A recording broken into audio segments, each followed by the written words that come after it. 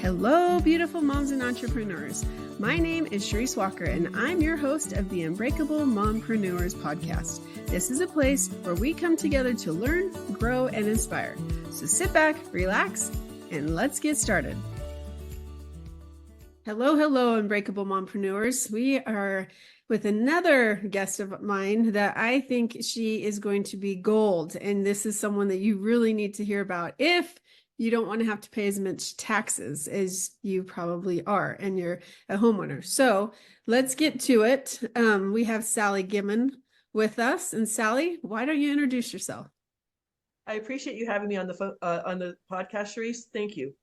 I am a real estate investor, and in 2019, working full-time, I wholesaled 7 properties. I knew about capital gains and I saved some money. Well, my CPA called me and he said, "You've got to come in," because my tax rate went from 22% up to 24%, and I didn't save enough money for taxes. Whoops. I had paid off $184,000, paid off my house. I had to take a HELOC out on my house to pay my tax bill. Wow. At the same time, I don't know if you remember this, Amazon was supposed to go into New York City or Long Island, and they backed out because Long Island was giving them tax benefits. I'm like, well, if Amazon can save taxes, why can't we save taxes? I went back to an article I read on the Rockefellers. Their trust is called The Office. It's 7 generations old and almost 400 people saving taxes. It took me 5 months to find the law firm. I'm a representative of the law firm. I teach in my real estate group how to save. The Beneficial Trust will save capital gains, interest income, dividend income, rental income, and royalty income taxes. And then the Business Trust is for U.S. business owners or 1099 income earners. And legally, I can say you'll save at least 90%. Most of my clients are 90 to 95%. You never want to be at zero under federal taxes. And in states with state income taxes, you'll save 43 states, you'll save the state income taxes too. And my goal is to help as many people as possible because we're not taught this in high school, college, university, or anything. Wow. So let me get this straight. You were not happy with how much you had to pay in taxes. So you just went and found out how on your own, and then you went and found a law firm that could help you, and now you help people. That is amazing. Correct. Correct. It's funny because I found the law firm. I called this law firm, and the guy's like, "We don't do this," and he hung up the phone. I don't know about you, but I normally don't answer phone calls that I don't, it comes in like there's a phone number, and if I don't know the person, I don't answer it. I picked it up, and it was an agent, and he told me he could help me. So I started both my business and beneficial trust September of 2000. I've saved 6 figures since then with my real estate, my online businesses. And I said to Richard, "Hey, I would like to become an agent too, to start telling it my real estate group." And he's just like, "Sign this paperwork. We're going to do monthly trainings. It's with the law firm." And I'm like, "I'll do that." I mean, this morning, a true story, I just talked to a husband and wife who started their cleaning company here in Charlotte. It's a year old. They're going to save over $25,000 a year in taxes. And the husband's like, "We could buy a new floor scrubber." The wife's like, "No, we're going on vacation."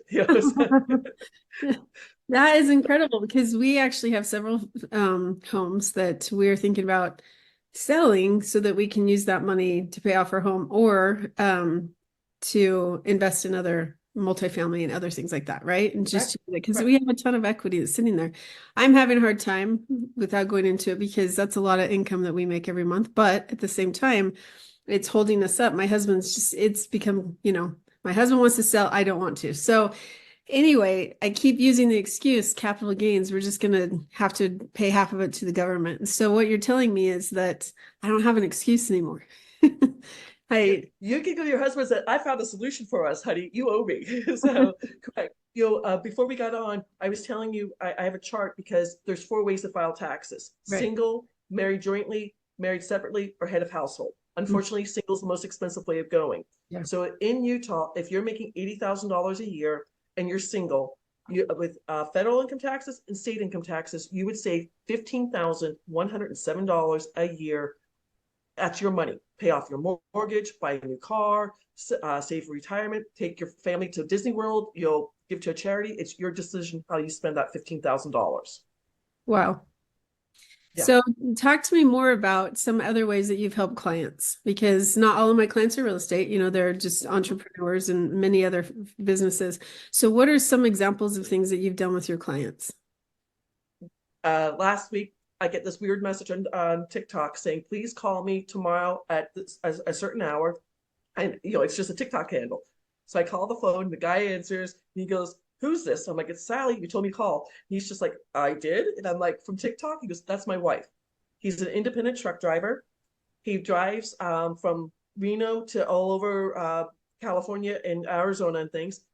With the Spendthrift Trust for a full year, he and his family would save $55,030. And Nevada doesn't have state income taxes, and he's just like, send me the contract, and then I have an affiliate program. He's like, I'm in a truck stop, and I know at least 6 other independent truck drivers right now that I can see. I'm like, you tell each one of them, and they get a trust, you get paid $600. Amazing Wow. thing. Wow. Um, Another a situation I have, my favorite pizzeria here in the Charlotte area, New York style pizza. Have you ever had New York style white cheese pizza? Excellent. No, I need to. It sounds delicious. Well, this is last February. I took my friend Ingrid. I'm a real estate investor. I was showing her, taking her door knocking. We showed up on a Saturday afternoon, 2 o'clock in the afternoon, and sat there and chit chatted over a pizza. As we're getting up to leave, Roberto, the owner's like, can I have your business card? A week later, I meet Roberto and Marianne. They have 2 pizzerias. They're making about $15,000 a month, $180,000 a year, saving them federal income taxes and state income taxes. We're saving them over $31,000 a year. And they just Wow. opened a 3rd location for 2024, and they're going to open a 4th location in 2025. With the Spendthrift Trust, the Business Spendthrift Trust, when they retire, they're going to leave 2 pizzerias to one child, 2 pizzerias to another child. And there'll be no inheritance tax, and then their children will save 1099 income also. I mean, this is what the Rockefellers, the DuPonts, the Carnegies, US presidents, they know this information, but you and I, Cherise, we're not taught it in high school or college. I No. mean, this is why I appreciate you having me on your podcast. Well, I was excited because first of all, for real estate investing, I mean, we speak the same language, but I think Correct. it's for any business owner. And I think that's the thing is, my husband's now, I retired him, but he decided he hated real estate. So he went back to his job and he makes good money. And I look at how much is taken out in taxes every month. I'm like, dang, how can we Can I change ask the question? Is he a W-2 employee or is he a Yes. 1099 employee? No, he's W-2. I can't help W-2 employees with the Spendthrift Trust. I'm sorry. Okay. No. Because they have a different taxes, FICA and everything else. This Mhm. is, you'll when you're a 1099, you're in charge of your salary. But especially if how many houses were you going to sell? 3 houses? Uh, we have 4. Yeah. Or Mhm. long-term capital gains, just so you know, are it's more than a year. They'll either be 15% or 20% on your profits. So like, let's say you bought a house of 100,000 Mhm. 10 years ago, it's now worth 300,000. Your $200,000 in between that investment property, that's what you pay Yeah. either 15 or 20% on. It could get very expensive. Yeah. I had a client once that she sold 2 properties and they were elated when they got their check, but didn't realize, I mean, she said they spent about $55,000 in taxes. And this was several years ago where they made about 100,000. So, I mean, they paid almost 50%. That's not 50%. I know, but you know what I'm Right. talking. She said that But it it's was, still, and the situation is, let's say you sell it March of 2024. You're not going to pay those taxes until April of 2025. And right. you're like, what do you mean I owe money now? Yeah. It's like a rude awakening. Yeah. Another thing, since you're in real estate, are you familiar with a 1031 exchange? Yeah. Hmm. The only thing the 1031 exchange does is kick the can down the street. So you Right. don't have to pay your capital gains. Exactly. I have had at least 15 phone calls with adult children whose parents are incapacitated. Maybe they had a stroke or a heart attack or something. They Hmm. sell a property and they don't know there was a 1031 exchange on it. Oh, All those capital gains come due. And they're like, what do you mean I wow. owe the federal government $79,000? I'm like, yeah, I can't help you, but future, I can help you with the future stuff. So, what if I have a property where my mother-in-law, it's paid clear and she doesn't want to have to do anything anymore. So she just wants to sell it, but the family doesn't want to because it's their family childhood thing. Um, so if she were to pass away, like, you have the inheritance tax, you have different taxes, but what could you do to prevent having to pay so many taxes? Great question. If, let's say you start the trust, you and your husband are the trustees, Hmm. you get to decide who are the beneficiaries. Your children, you can put your mother-in-law in there, everything else. If your mother-in-law, let's say she becomes a beneficiary, Hmm. she's her independent person in the trust. She can put her house into the trust and she can say, I'm leaving this house 33% to one child, 33% to another child, 33% to the third child. Or she can say, I'm leaving 90% to one child, 10%, 5% to another child, 5% to the third child. It's her decision. The full Hmm. name of the trust, so you have it: irrevocable, discretionary, non-grantor, um, irrevocable, complex, discretionary, non-grantor spendthrift trust. Discretionary Right. is whatever the trust says it is. Hmm. Nobody can contest it in court, like contest a will. So whatever she decides how to break it up, and then you don't have to worry about inheritance tax. You don't have to worry. You still have to pay property tax. I can't save that, but if you decide you're going to make it an Airbnb, if you Hmm. decide you're going to put renters in there, you'll still save all those taxes as long as you have the beneficiary trust. Correct. Wow. Good to know. So what you have, it's called a beneficiary trust, is what you have. Actually, it's the Benson Financial Trust. Paul Benson was a Harvard law professor 76 years ago. He wrote 5 different trusts. So there's the business trust for U.S. business owners and 1099 income earners. Okay. There's the beneficiary trust for all U.S. investors. There's a senior trust for anyone who's over 65 and is making too much money. If you make more than $91,000, it can affect your Part B of your Medicare. There's a charitable trust for a 501c3 company. And then the fifth trust is a mineral trust if you have Mm. oil rights, coal Right. rights, things like that. So each trust is very, how do I say, very independent. They're written differently to save the taxes for what the trust is for. Wow. That there's 5 different types of trusts. Like I was familiar with several, but I didn't know. Like, so I have multiple businesses. And so each one of those businesses should have a trust, is what you're saying. Nope, No? it's a family. So let's Okay. say, personally for me, I'm not saying you have to bank with Wells Fargo, but Right. I have 22 different accounts at Wells Fargo. Some of my accounts are notes. That's interest income. I've got 12 notes. So it's by the address, Maple Road. This is White Oak Road, different things like that. But the overall is a trust. So you Okay. could do the same thing. So let's say you have an Amazon store, Mhm. then you have an Etsy store, and then you have a Shopify store. You can have 3 separate accounts. Overall, it's all under the same EIN or employee identification number, Mhm. and the money is just going into different accounts so you can keep track of what's going on. Because one of my notes, I shouldn't say this, but we're going through foreclosure right now with them because I can prove they haven't paid in 4 months. Mhm. Yes, that's never fun. I understand. Correct, correct. And my banker at Wells Fargo, every time he sees me come in, he's like, "Let me clear my calendar. I know what you're going to ask me to do." So you talked about you were a real estate agent. With the market changing right now, my last 3 houses, instead of wholesaling them or renting them, I'm doing seller financing, and so I do have a mortgage on 2 of the houses, and doing so I have a different bank account they pay, but all the money is going through my beneficial spendthrift trust, if that makes sense. Wow, there's a lot of information here. Yes, And so, what would you recommend if somebody wants to find out more information? I appreciate that question. I'm inviting anyone who wants more information to set up a 30-minute tax breakthrough session with me. I take them out to a free website called NerdWallet.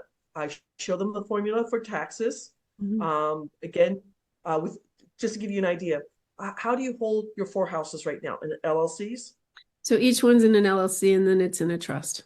But yeah, In a family trust or in a yeah, irrevocable family trust. So I'm wondering if okay? it's set up incorrectly or not. But yeah. Again, the 5 pillars, if it has a fine. Yeah. So if it's holding an LLC, I can almost tell you it's a family trust or it's a living trust. Living. It's not the same Living. thing. Yeah. So with the trust, it's going to save you 4 ways. Number 1, taxes year after year, generation after generation. Number 2, keep your information completely private. Your LLC in Utah is different than my LLC here in North Carolina. That's statutory law. 40% of all LLCs can be sued every year. You just go out to the Secretary of State or the Corporation Commission and research the LLC. So number 3, all lawsuits become frivolous. And then the 4th thing, are you aware of the 2024 Corporate Transparency Act from the Treasury Department? Yeah, and that's something that we actually need to talk more about, but yes. Well, with the Benson Financial Trust, if you are in the trust and shut down your 4 LLCs, you're exempt from doing that paperwork. I'm not anti-government, but if I were a hacker, I would hack the Treasury Department. I mean, there's a lot of information they're asking for. So, correct. Yeah. And, you know, with the trust, 97% of trusts out there, which are the family trust or the living trust, they dissolve when the person passes away. My mom and dad had this kind of trust. Susie Orman talks about it on TV. This is not your mom and dad's trust. This is what the Rockefellers, the DuPonts, the Carnegies, when our tax code went into effect back in February of 1913, they made sure they could save taxes. So it'll go from generation to generation. So not wishing you and your husband ill will, but you can leave the money to your grandchildren, your great-grandchildren. You can decide who's a beneficiary and then who's not a beneficiary. You're completely in control of your personal trust. Wow, that's amazing. I'm going to have you on again because there's a lot of information. So I talk fast, so I have to apologize. No, you're fine. No, it's great. It's because there's so much information, you know, and I think that that's why we hire somebody like you who's a specialist and an expert, because if we were to try to be an expert in everything, you can't, you know, tax laws are changing, things are changing. And so when you hire somebody who only focuses on that, that's why as a real estate agent, I sell a lot of homes. So hire me to be able to just buy or sell your home because I know how to do that. You know how to do taxes, you know how to do, or you're working with the people that do and making sure that we have an expert. So I think that that's the important thing, that it's worth a 30-minute call to talk to you. Exactly. You know, my story, my first property, I bought it in July of 2020. I didn't start my trust until September of 2020. So 2 simple bill of sales that had get notarized. I moved it. It was an auction house. When it finally went to auction in August 28th of 2021, I knew I bought for $20,000. It was going to go to auction for $50,000. It went up to over $64,000. But on that first property, I used 24%. That's my tax rate. I saved $10,358. That's my money to put back into real estate and do it all over again. And you know, even like your 4 houses you have now, you'd have to change the bill, the deed on the house to the trust name, but it's easy to do. A little bit of paperwork, but it's easy to do. That's fantastic. Well, Sally, thank you so much. If Unbreakable Moms, you need to book a consultation because let's save money. That's what we talk about. And you work so hard to be able to earn it. Now let's work so hard to be able to keep it. And so please, please, please take a minute and book a call with Sally. So Unbreakable Mompreneurs, anything else you'd like to say to them? I appreciate you having me on the show, and just keep going. I mean, mompreneurs are the backbone of U.S. businesses. I agree. So have a great day. Talk to you later. Beautiful moms, remember, you are unbreakable. Keep illuminating the world with your strength, pursuing your dreams, and reveling in the splendor of motherhood. This is Sharice Walker, bidding you farewell for now. Stay tuned for more empowering conversations on the next episode of the Unbreakable Mompreneurs podcast. Until then, keep shining bright. Signing off with love, Sharice Walker.